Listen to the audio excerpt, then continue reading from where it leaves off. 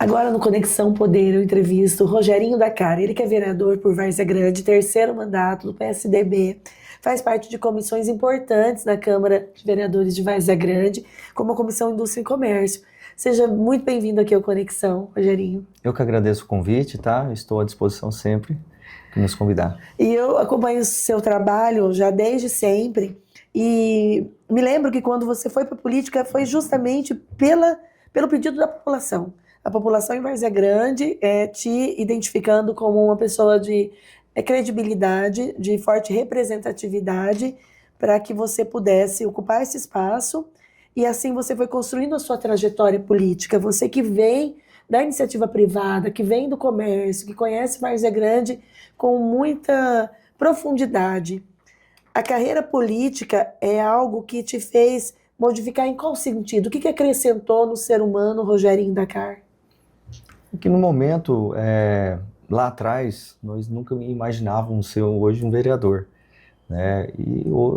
Decidimos que precisamos enfrentar, participar da política para que realmente a gente possa mudar alguma coisa no nosso país, no nosso estado e na nossa cidade. Então isso foi um conjunto de amigos que reunimos e falamos, vamos colocar o nosso lá dentro, vamos parar de reclamar, né? Vamos fazer aí a diferença e com isso fomos candidatos pela primeira vez e já assim eleito a vereador, né, em Várzea Grande. Rogerinho, você tem esse compromisso com a classe, especialmente indústria, comércio. Eu já conversei com você em outras oportunidades, inclusive de algo muito importante que você tem falou muito sobre isso, eu quero saber se isso continua, que seria a inversão do sentido das ruas principais do centro de Várzea Grande, tendo em vista o comércio. Me fala um pouquinho da demanda dos comerciantes em Várzea Grande e se essa ideia ainda é presente. Sim, a Avenida Couto Magalhães é o maior corredor comercial hoje, né, da Várzea Grande, da nossa cidade. Só que ela está de contramão, né, com tudo isso. Por quê? As pessoas que vêm do interior para Várzea Grande, ela não passa no maior corredor comercial nosso, né, porque ela é contramão. Então as pessoas hoje vêm para Cuiabá, já faz a sua compra e ao passar na Couto Magalhães já passa para ir embora dormir, para descansar. Então isso está afetando muito o comércio. E aí nós tivemos aí audiências públicas, nós tivemos várias reuniões com os comerciantes, fizemos até abaixo-assinado. E é de comum acordo, né, os empresários concordam com essa mudança. Né, porque você está trazendo aí não só o pessoal do interior, como os pessoais dos bairros, vai passar por dentro do nosso corredor comercial para vir para Cuiabá. E o que acontece que essa ideia ainda não se materializou? Então, porque desde lá de trás, todos os gestores falam que tem que fazer um estudo de mobilidade, né? Incluindo também a mudança da mão da Alzira Santana, senão o pessoal vai brigar comigo, tá? Os comerciantes da Alzira Santana também pedem, né, que mude de volta a mão. Que, na verdade, precisaria ser dupla novamente, né? Porque também o pessoal do bairro Costa Verde, né, ali aquela região, né, Icaraí não passa mais pela Alzira Santana. Então isso enfraquece muito o comércio. Então, todos os prefeitos que se passaram falam que tem que fazer um estudo de mobilidade, mas até hoje não conseguimos um prefeito para realmente dedicar a essa pauta. Fala-se tanto que Várzea Grande deixe de ser uma cidade dormitório e recupere a cidade industrial. Neste aspecto, esse projeto, essa intenção poderia impactar. Sim, com certeza. Eu costumo dizer que o grande Cristo Rei já tem vida própria. E quando ele precisa de um item específico que não tem no comércio local, é muito mais fácil ele ir para Cuiabá, que a mobilidade, né, para ir para Cuiabá é muito mais fácil do que vir para o centro da cidade. Então o centro nosso da cidade está morrendo com isso. Se nós não tomar essa iniciativa de mudar essas vias, realmente daqui a uns dias o centro vai ficar, né, morto, porque nós temos a região do Chapéu do Sol está crescendo muito. Né? Nós temos o Cristo Rei, nós temos a questão do São Mateus, então são polos separados. Né? Então nós temos que trazer essa população para dentro do nosso centro para que eles possam gastar. Assim, não só melhorar a mudança de via, mas também como a mobilidade, estacionamento, calçada, né? Revitalização de calçada, tirar aqueles fios pendurados, fazer uma revitalização, fazer uma avenida realmente bonita. Várzea Grande merece, né? Sem dúvida, você citou aqui o Chapéu do Sol. Chapéu do Sol é uma grande aposta da cidade de desenvolvimento? Sim, com certeza. Temos lá o centro tecnológico, está lá, universidades, fórum, né, Ministério Público, então está crescendo muito para lá. Né, muito, muito mesmo. Então nós precisamos, volto a dizer, revitalizar o centro da nossa cidade para não morrer. Para não morrer, porque senão a gente acaba levando o público, os consumidores, para os outros polos que crescem com muita força e o centro vai ficando cada vez mais esvaziado, com esvaziamento. Sim, com certeza. A indústria em Várzea Grande, Rogerinho, cidade industrial, cantada até mesmo, né, nas músicas que se referem a Várzea Grande. Esse título hoje, ele é apropriado para a nossa cidade ou Várzea Grande já perdeu esse título há muito tempo? Eu costumo dizer que, infelizmente, esse título virou um apelido, né? Porque a cidade industrial mesmo não tem mais. Infelizmente, hoje, Várzea Grande tem que fazer incentivos para trazer novas indústrias, novos comércios para a nossa cidade, para gerar empregos, né? Um estudo que foi feito na CDL alguns anos atrás dizia que 44 mil pessoas saem de Várzea Grande para trabalhar em Cuiabá todos os dias. Então isso é muito preocupante. Então nós precisamos sim trazer de volta essa cidade industrial. Nós temos a questão geográfica, que é importante dizer, mas precisamos também melhorar muito em questão da nossa infraestrutura, né? Porque muitas empresas, hoje indústrias, não instalam em nosso município devido à falta de água e à falta de esgoto. A verdade é essa, né? Infelizmente, se passou e não foi feito aí um planejamento do crescimento da nossa cidade, né? Você citou um ponto, né, que é um problema que é crônico, mas que interfere na vida de todo varzea-grandense, que é a questão de água. Virou mesmo até piada, né? As pessoas me perguntam, tomou banho em Várzea Grande? Por conta que eu moro em Várzea Grande uma vida toda, e essa questão de água é um problema já muito antigo. Eu tive a oportunidade de conversar com vários gestores sobre isso. E um ponto em comum a cidade cresceu e a estrutura não acompanhou, aquela que fica subterrânea. E a cidade foi triplicando de população e a estrutura não acompanhou. E hoje a gente vive uma situação que está agravada. Conversando com comerciantes da Couto Magalhães, me relataram que antes nunca faltou água em Várzea Grande e hoje falta água em Várzea Grande. A prefeita esteve aqui e ela disse que em alguns pontos essa situação piorou. E a concessão seria o caminho para resolver. Qual que é a sua avaliação em relação à água? Nesse tempo, como vereador, você está há 3 mandatos. Os vereadores também se movimentaram nesse sentido lá atrás, isso já vem sendo cobrado. E o que você vê de avanço e retrocesso? Nós tivemos aí na gestão do prefeito Calil, né, foi feito os investimentos das ETAs, né, se abriu 3 ETAs na Várzea Grande. Isso melhorou a questão da captação de água, tratamento e armazenamento de água. Hoje o grande problema da Várzea Grande é o quê? A distribuição. Nós perdemos hoje 70% da água tratada em vazamento. Então isso nos custa muito, né? Mas com certeza eu digo, temos que fazer o estudo rapidamente e fazer a concessão. É a única maneira de resolver isso o mais rápido possível, porque a gente sabe que a questão pública tem toda aquela burocracia, né? Eu costumo até de brincar, às vezes tem a burocracia, né? E então nós precisamos fazer essa concessão urgente para que a gente possa aí realmente sanar a maior dificuldade da Várzea Grande, que é a água, sem dúvida nenhuma. E Rogerinho, nesse tempo, o DAI ele recebeu os recursos, investimentos necessários, ou o DAI sempre ficou aquém no sentido de receber recursos? Na verdade, assim, se fosse feita uma força-tarefa junto, governo do estado, senadores, deputados federais, e quisesse realmente mudar a história da Várzea Grande, conseguiria. Porque hoje nós temos um estado aí rico, né? E o que é aí uma emenda de 100 milhões, 200 milhões que seja, para amenizar o sofrimento aí de uma cidade vizinha, co-irmã da capital, né? Cuiabá. Então, infelizmente, falta um pouco de interesse, um pouco de querer resolver a situação das famílias varzea-grandenses. Quando a gente avalia, né, essa questão do desafio, a água é o principal desafio, na sua opinião, da cidade de Várzea Grande? Sim, com certeza. Devido à falta de água, hoje nós não temos prédios. Né? Por quê? Porque hoje, uma construção de um edifício hoje, a gente vê lá o MRV, todo o MRV eles têm que puxar sua infraestrutura de esgoto, né? Melhorar a questão de água para atender a população ali. Como que um investidor vai investir numa cidade que não tem a água, que é o princípio de tudo, que não tem o esgoto? Então fica difícil. Nós temos casos aí de grandes empresas, grandes construtoras que pararam de construir em Várzea Grande devido à falta de saneamento básico. E com essa perspectiva da concessão, nós teremos uma mudança? Qual a sua previsão? De fato, assim, realmente, ao longo desses próximos tantos anos, a gente vai ter mudança? A concessão, eu acredito que até o meado do ano que vem deve estar saindo alguma coisa, né?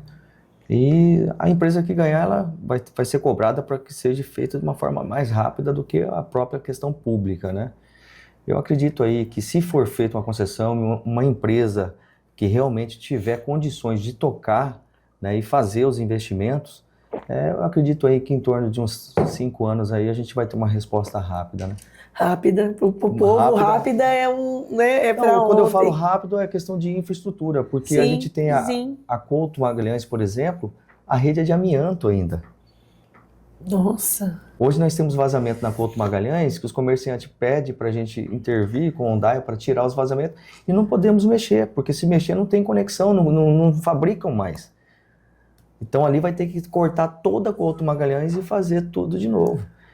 Então, quando eu falo assim, rápido, é para a gente realmente ter aí... É muito trabalho, né? Muito trabalho. Vai ter que cortar a cidade inteira, fazer toda a parte de infraestrutura, de canos, né? De redes novas e depois vem recapeamento, fazer novas asfalto, né? A população terá que ter paciência.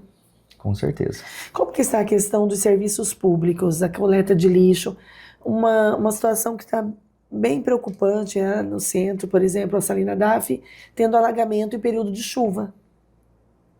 O lixo desce, o site Repórter MT publicou os vídeos enviados na Salina Daf, no centro, em que virou um riacho, com lixo sendo levado ao longo, né, pelas águas da rua. E quando essa matéria foi para o ar, pessoas de vários bairros em Várzea Grande se manifestaram reclamando da coleta de lixo. Como que está a fiscalização? O Rogerinho fiscalizando os serviços públicos.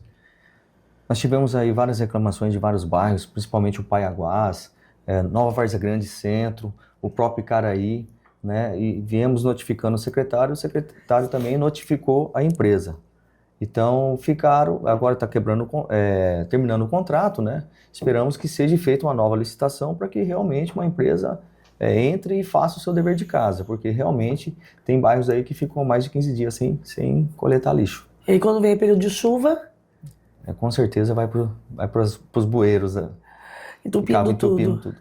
Rogerinho, essa análise da reforma tributária e reforma administrativa são temas que você se dedica muito, essa questão do incentivo fiscal, plano de incentivo fiscal para as empresas, que tem muito a ver também com a comissão da qual você faz parte. E tem a questão da reforma administrativa. Mas antes de entrar na reforma administrativa, porque eu tenho a oportunidade de acompanhar as sessões, estão sendo muito acaloradas, inclusive as sessões na Câmara, recentemente, né, de uns meses para cá, bem acaloradas. A prefeita esteve aqui e ela falou sobre um plano de incentivo fiscal para as empresas, citou a questão do chapéu do sol.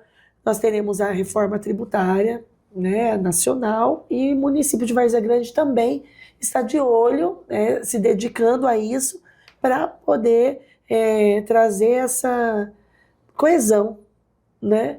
É importante que o município de Várzea Grande passe por uma reforma tributária para que realmente tenhamos mais incentivos. Sim, com certeza. Até mesmo porque hoje nós temos uma gama muito grande de prestadores de serviço, né? Então nós precisamos sim melhorar a questão tributária para a gente poder trazer mais incentivo.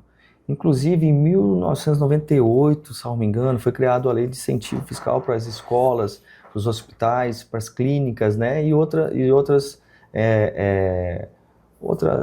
segmentos. E com isso, Várzea Grande não tinha hospital, não tinha clínicas para você. Você tinha que vir em Cuiabá, às vezes, para fazer uma ultrassom, para fazer um exame, né? E hoje não, você vê que melhorou muito essa situação. Hoje nós temos escolas lá de qualidade em Várzea Grande, né? Por quê? Porque houve esse incentivo. Então, aí prova tudo, que se você tem um incentivo, com certeza o empresário vem para dentro da cidade, né? Ele vai contribuir muito, porque eu costumo dizer, nós temos que fazer políticas públicas de incentivos fiscais para que se você traz indústria e comércio, empresas, você gera emprego e você gera receita para o município também. E Várzea Grande precisa, porque a nossa arrecadação é pouca em relação ao tamanho da nossa cidade. Para dar conta de toda a demanda, a segunda cidade maior do estado, com muita demanda e a arrecadação não alcança. Sim, por isso nós temos que viabilizar, né, a abertura de empresa, viabilizar aí, a vinda de mais indústria, né? Acabamos de aprovar um projeto de lei onde o alvará vinculava com a BITS. Então a gente sabe que em Várzea Grande também tem um problema de fundiário, né? Que muitos terrenos, áreas não têm documento, infelizmente. Isso é de muitos anos atrás. Então como que aquele galpão, principalmente em bairros, ia ter o ABITS? Então nós estávamos o quê? Muitas pessoas não estavam conseguindo alugar o seu imóvel, por quê? Por falta realmente da documentação. Então conseguimos tirar essa vinculação do ABITS ao alvará e conseguimos também implantar, junto ao Poder Executivo, um projeto de lei que facilita também, né, a regularização dos imóveis. Então ficou um custo bem baixo para todos regularizar seus imóveis. E assim a gente vai mudando a história de Várzea Grande, né? Fazendo políticas públicas. Eu vi também você se manifestando sobre o nome não ir para o protesto em relação ao IPTU.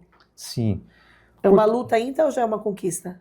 O projeto está na Casa de Leis, né? Tá circulando nas comissões, né? Tanto a questão do IPTU e também da Energisa. Tá, conta como que é esse projeto. O que acontece? Hoje, o munícipe ele fica devendo o IPTU dele, certo?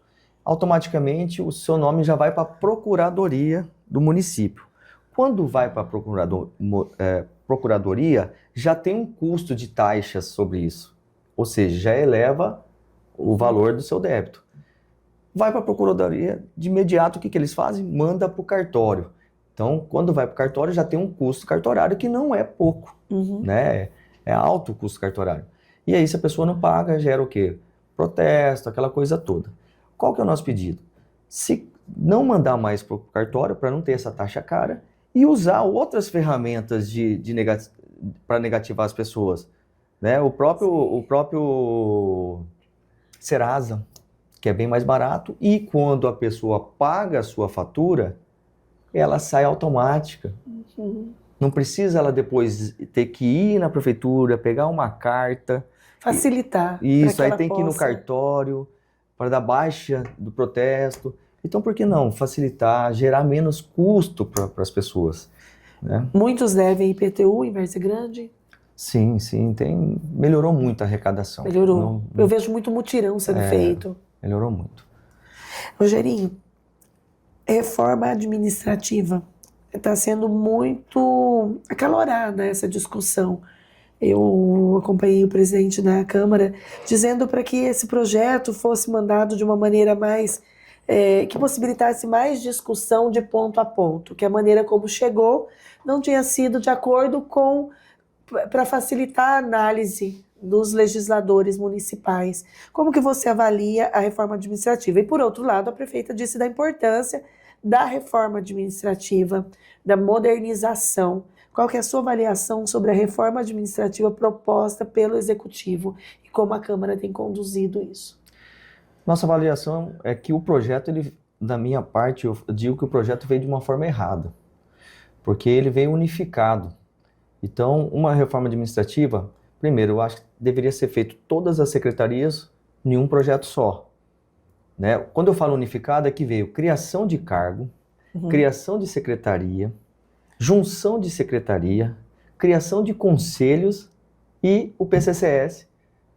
Tudo junto. Tudo junto.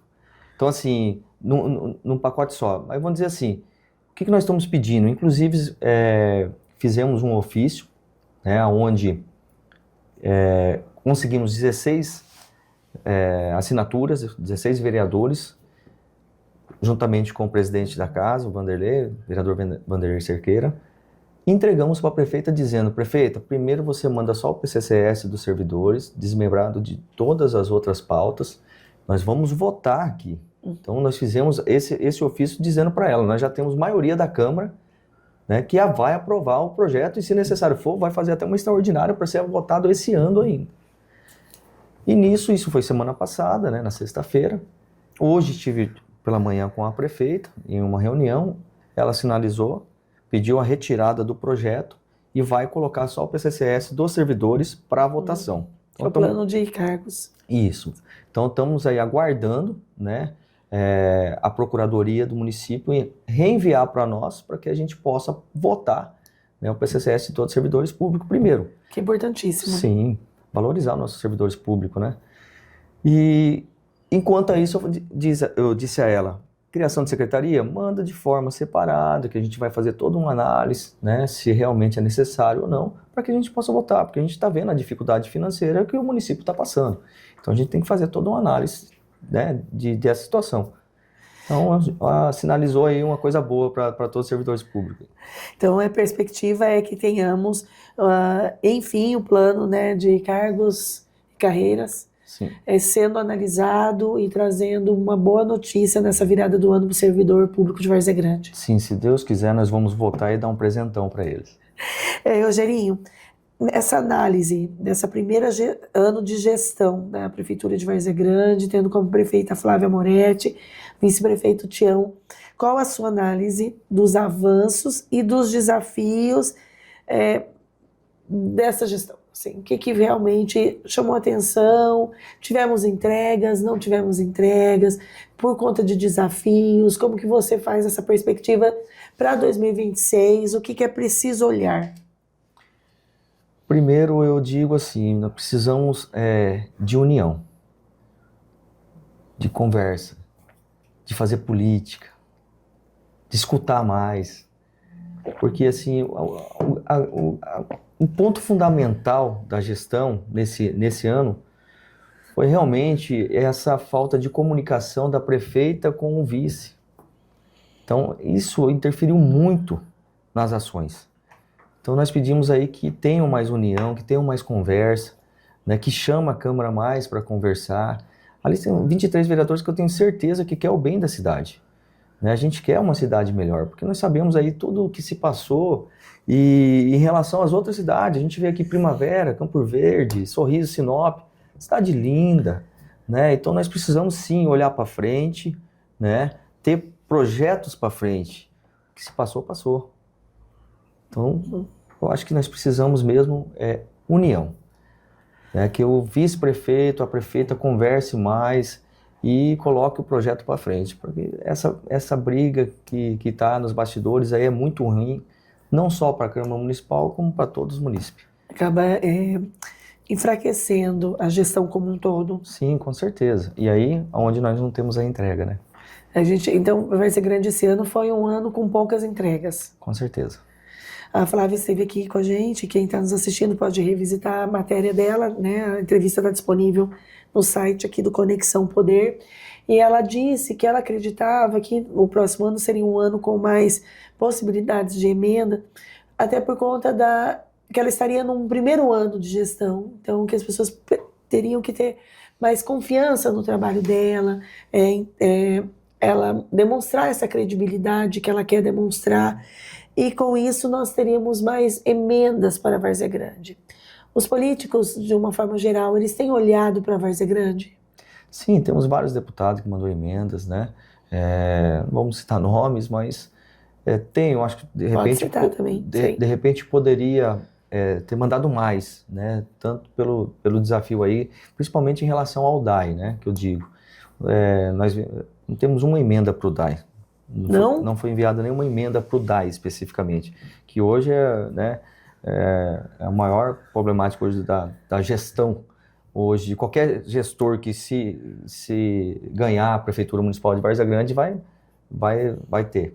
Então nós não tivemos uma emenda, não tivemos uma ajuda aí do governo do estado em relação emendas para contribuir com o DAI. Então nós precisamos sim se unir, dar as mãos para que a gente possa realmente levar para frente. Eu torço muito pela gestão da prefeita Flávia, né, porque eu tenho certeza que se ela for bem, a cidade vai bem e todos, né, estarão bem. Então eu estou aí para colaborar e o que precisar da gente, a gente está correndo atrás, né? O presidente da FEComércio, ele trouxe aqui uma informação de uma pesquisa que diz que se Várzea Grande e Cuiabá não mudarem o modelo de gestão, então não é questão pessoal, mas o modelo de gestão que vem se fazendo ao longo do tempo, descontinuidade de ações, enfim, cidades como Rondonópolis, Sorriso, Sinop vão passar à frente. Porque são cidades que têm essa continuidade, que têm programas desenvolvidos e que Cuiabá e Várzea Grande precisavam mudar, inovar, pensar de uma maneira mais moderna a gestão. E esse era um dado preocupante. Você acredita que essa pesquisa ela mostra um caminho para os gestores? Com certeza.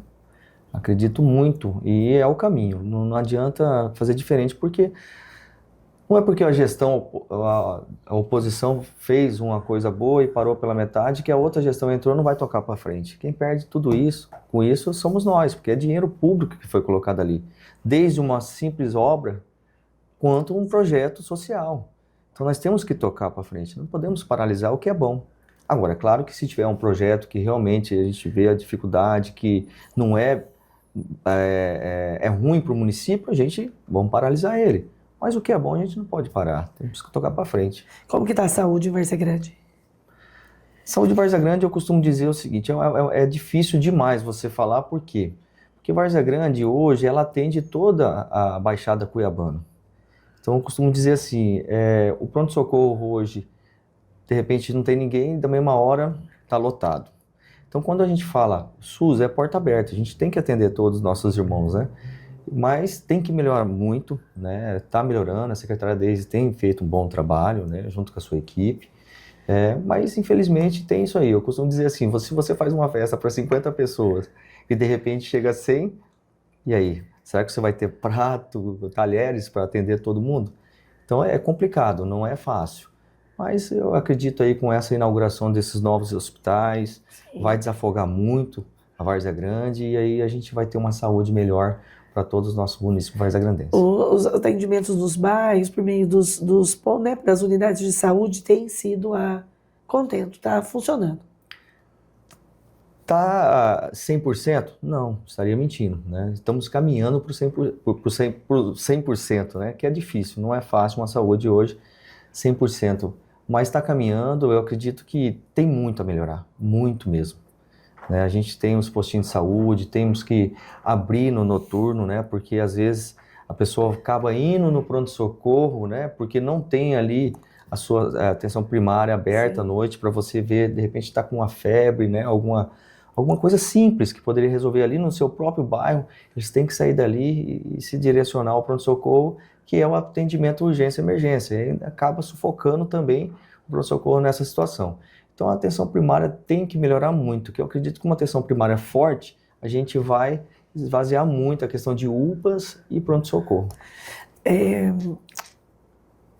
Asfalto, buraco, como que tá? Porque a gestão passada entregou muito asfalto. Sim. Como está agora? Para fazer... Porque asfalto é manutenção e é novo, mas é a manutenção. Questão de chuva... Para ser bem sincero, eu cobro muito na tribuna isso. Nós recebemos aqui via WhatsApp cronogramas todos os dias, né? De obras sendo feitas? Porque a gente recebe muita reclamação das pessoas, né? Normalmente. De serviço. Mas com certeza o secretário Celso Luiz está deixando a desejar, tá? Venho cobrando isso dele. Eles estão começando a fazer um serviço, um tapa-buraco em ruas, aí para pela metade, não voltam para terminar. Tem bairros que fizeram só 1, 2 ruas e pararam. Então, para nós, vereador, isso a gente é cobrado muito, porque vereador, chegou aqui o tapa-buraco perto de casa e parou, não vai voltar. Então a gente já vem cobrando ele mesmo, que ele seja assim, se tem um planejamento, se mandou aquela planilha para nós, que cumpra, que faça até o final, que atende desde o início ao final. Porque a pessoa que está aqui no início e a que está lá no fim tem o mesmo mérito. Então você que faça o recapeamento da rua inteira. E por que não faz? Falta de planejamento e gestão. A situação relacionada aos trabalhadores da Eletroconstro, eu ouvi uma manifestação, uma movimentação da questão de demissão. Essa situação já está resolvida? Não. Cobrei terça-feira passada, hoje tive com o procurador, não está resolvido. Quero dizer bem claro aqui que eu não estou defendendo a empresa em si. Eu estou defendendo os 155 pais de famílias que foi desligado da empresa e devido à prefeitura dever à empresa e não pagar, o empresário também não consegue pagar a rescisão contratual desses 155 pais de família.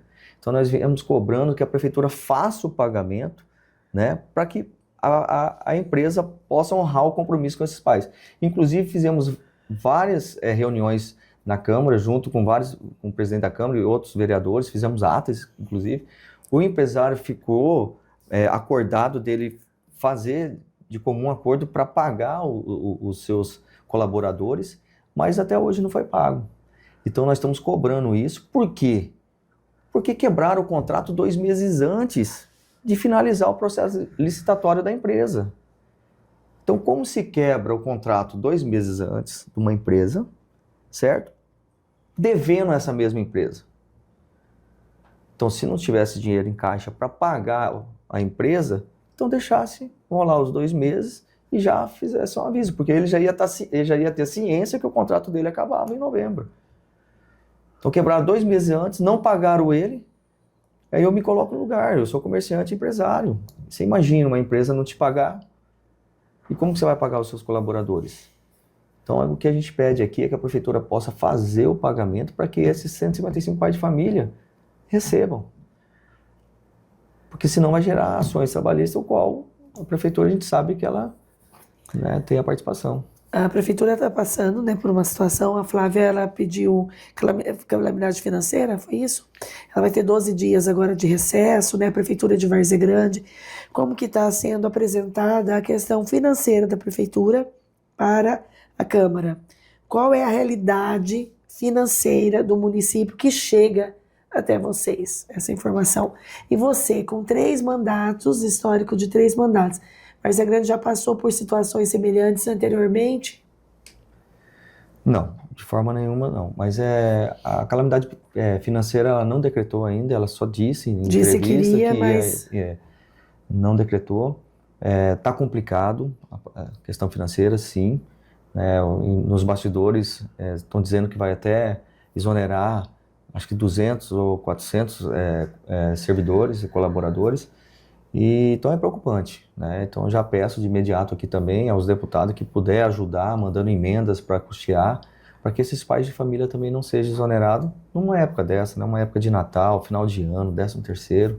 Então a gente pede aí apoio do governo do estado, dos deputados que possam olhar para o Várzea Grande e sanar essa situação. E essa calamidade financeira, se caso se concretizar, ela foi oriunda por quê? Quais foram os motivos que... Porque de uma virada de ano para outra, as prefeituras do Brasil como um todo, elas enfrentam dificuldades financeiras. Elas enfrentam, muitas vezes, a previsão de recurso não é o que foi arrecadado, né? Tem uma previsão e não é o real. As demandas são muitas. O que você avalia que chegou a essa situação? É uma escalada de problemas que vão vindo ao longo do tempo? Como que é a sua avaliação para chegar nessa situação? Na verdade, na justificativa da prefeita, Flávia, ela diz que é questão de débitos que ficou da gestão passada, né? Uhum. Essa é o questionamento dela, né? Não é questão de receita, porque a arrecadação está boa no município, não é aquilo que realmente é necessário para tocar, a gente sabe disso, mas em relação mês a mês, não houve uma queda de arrecadação, né? De um ano anterior para esse ano. Então, Manteve a média. Manteve a média, né? Hoje a Várzea Grande anual está em torno de 1 bilhão e 200, né? Em torno de 110, 120 milhões por mês de arrecadação. Mas, assim, a justificativa da prefeita, do Poder Executivo, é que houve essas dívidas que deixaram, né, para a gestão nova agora. Mas eu vejo que, às vezes, é um pouco de fazer um autocontrole disso e colocar, às vezes, na peneira o que realmente é necessário ou não e ser feita uma gestão, uma economia um pouquinho maior para que a gente chegasse no final do ano no azul, né, vamos dizer assim. Avaliando as secretarias, o trabalho dos secretários, são secretários que trabalham em diálogo, portas abertas. Eu acabei de entrevistar, antes de você chegar, a primeira-dama aqui de Cuiabá, que é a primeira-dama e que é a vereadora. Então é interessante quando entrevistá-la, porque eu falo sempre que são duas em uma. E ela tem essa oportunidade de viver essas duas experiências, né? Por estar no legislativo e também por ser do executivo. E aí ela reforçou essa importância do trabalho em harmonia com os secretários. Claro que o vereador não perde o seu papel de fiscalização, mas ele tem portas abertas para levar o sentimento da comunidade, porque ele está lá na ponta e que isso faz muita diferença. Hoje nós temos a gestão no município de Várzea Grande, é uma gestão participativa, em que o vereador ele tem portas abertas para dialogar. Eu, falando de mim, vereador Rogerinho, eu não tenho problema em nenhuma secretaria. A gente sempre tem um bom trâmite. Mas tenho muita reclamação de presidente de bairros, por exemplo. Uma das maiores reclamações nossa, hoje no nosso gabinete, é a questão da Secretaria de Obras, onde o secretário não atende os presidentes de bairros. Isso eu já deixei bem claro em tribuna várias vezes, porque os presidentes de bairros vão até o meu gabinete e reclamam. Vereador, a gente não consegue conversar, ele não atende a gente, sempre está em reunião, a gente quer levar as demandas. E o presidente de bairro, ele está mais na ponta ainda do que o próprio vereador, que ele está ali, né, todo dia, né, está ali as famílias cobrando uma saúde, um tapa-buraco, uma lâmpada. Então, eu tenho essa reclamação, sim, específica da Secretaria de Obras, que não atende os presidentes de bairros. A gente vem cobrando isso em tribuna, já conversamos, né, mas infelizmente ainda continua dessa forma. Rogerinho, mudando um pouquinho agora para o cenário do PSDB, eleições, né, estaduais, você entrevistei também a Valone um tempo atrás, deputado. PSDB, qual a perspectiva para a eleição agora e em que medida você, como vereador de um município importante no quesito votos, pode contribuir para essa construção? Qual o projeto do partido? O PSDB, tanto nacional, perdeu muita força, né, em relação a tudo que se aconteceu. Mas acredito sim que o PSDB vai ter uma chapa forte. O deputado Carlos Avalone, que é presidente, né, estadual do nosso partido, está sendo feita várias conversas, né, e eu acredito que vai ter uma chapa legal para disputar aí a questão estadual, né. A questão federal, que nós estamos ainda correndo também atrás de candidatos, né, para que a gente possa montar uma chapa, que é importante, né, ter uma chapa estadual, uma chapa federal, e eu digo assim, até para o partido ter um candidato a governo, né, a presidência, isso fortalece o partido. Então é muito importante partidariamente falando, né. Então eu vejo que o deputado Avalone está conduzindo de forma bem séria e a gente vai conseguir uma chapa legal para disputar para deputado estadual, sim. Está no seu radar, pré-candidato a deputado estadual? Estou à disposição, né? Vamos ver tudo que vai, né? Tem muita água para passar debaixo da ponte, né? Mas a gente está à disposição. Se for para o melhor, a gente está disponível, sim. Quando a gente avalia, né, todo esse cenário político, as eleições 2026, elas serão, na sua opinião, eleições acirradas? Porque quando a gente visualiza a Assembleia Legislativa, por exemplo, nós temos importantes legisladores atuantes, com atuação em entregas, outros candidatos que ainda não estão, né, como no caso de vereadores de vários municípios, também com entregas, e os números ali, as vagas são limitadas. Também quero abordar com você a importância da mulher na política. Você tem um trabalho voltado para o fortalecimento da mulher, sempre teve em defesa da mulher, pelo enfrentamento da violência, você sempre atuou também, porque muitos que eu entrevisto estudiosos, eles dizem assim, não basta só ser mulher na política, tem que estar comprometida. E muitas vezes o homem tem o comprometimento com a causa feminina. Então, como você se situa nesse espaço do comprometimento em defesa das mulheres, tendo um Estado tão violento como nós temos contra mulheres e crianças, o espaço da mulher na política e as suas bandeiras mesmo nessa defesa? Bom, prova disso é que meu primeiro projeto de lei, enquanto eu tornei vereador, é a parada segura para as mulheres, né? Então foi meu primeiro projeto de lei pensando nas mulheres, na questão noturna, né? Das 21 horas, 5 horas da manhã, as mulheres não precisam estar no ponto de ônibus para embarcar ou desembarcar do ônibus. Então isso nós pensamos na segurança das mulheres, que na época estava tendo muita violência, né? Então elas podem descer em qualquer ponto que ela se sinta mais seguro, tanto embarcar quanto desembarcar. Então a gente já tem essa visão desde o primeiro início, nos 3 meses de mandato a gente já teve essa lei, né, votada, e hoje a lei no município de Várzea Grande. E a gente, com certeza, a gente apoia, eu tenho ali companheiras dentro do parlamento, né, vereadora Giza Barros, é uma companheirona nossa, a gente sempre está junto, trocando ideias, estudando, né, projetos, vereadora Lucélia, primeiro mandato também, senta do meu lado ali, a gente sempre está junto, a própria vereadora Rose, né, então a gente sempre teve, assim, uma amizade, um carinho pelas mulheres, né, tanto na política, né, respeito, um respeito, né, e eu vejo, assim, que as mulheres têm que sim participar, porque um olhar, né, diferenciado, né. E a Sheila fez um trabalho do na TV aqui do PSDB, fantástico. impactante, a entrevista dela com muita repercussão, defendendo a questão dos fertilizantes aqui a partir do mineral. Sim, uma pessoa fantástica, um abraço, Sheila. E eu vejo, sim, que agora a questão da violência contra a mulher, com certeza, precisamos cada vez mais fazer leis duras mesmo, para que a gente possa penalizar, porque tá demais, né, gente? Demais, Rogerinho. É um absurdo. A crueldade com que as mulheres estão sendo mortas. É um absurdo, falta de Deus no coração, né? É um absurdo. E o que o homem pode fazer para ajudar nessa luta? Que a gente está nesse período agora de Laço Branco, que é o mês de conscientização, né? Tivemos a data do dia 6, essa mobilização, porque o homem possa, de fato, agir.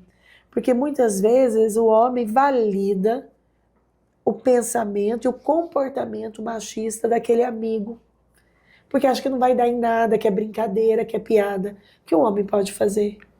Eu acho que quando ele vê uma situação que até mesmo uma agressão verbal, que eu acho que tudo começa por aí, eu acho que ele mesmo já pode fazer uma denúncia de um amigo, né? Ou chamar atenção, falar, que é isso, cara? Você veio de uma mulher, né? Se não tivesse uma mãe, você hoje não estaria aqui. Então, eu acho que o homem tem que sim se posicionar, endurecer, não deixar. Às vezes você está passando por uma situação, você vê um homem gritando com uma mulher, alguma coisa, chamar a atenção. Né? Falar, olha, que é isso? Não é assim, né? As coisas não é bem assim. Então, eu acho que a gente tem que sim se posicionar na hora que preciso for, fazer a denúncia, né? Procurar ajudar. Porque eu vejo que às vezes acontece as coisas, você vê vizinho que tem aquela briga, né, com o esposa, né, e às vezes a pessoa vê aquilo ali, mas se cala, né.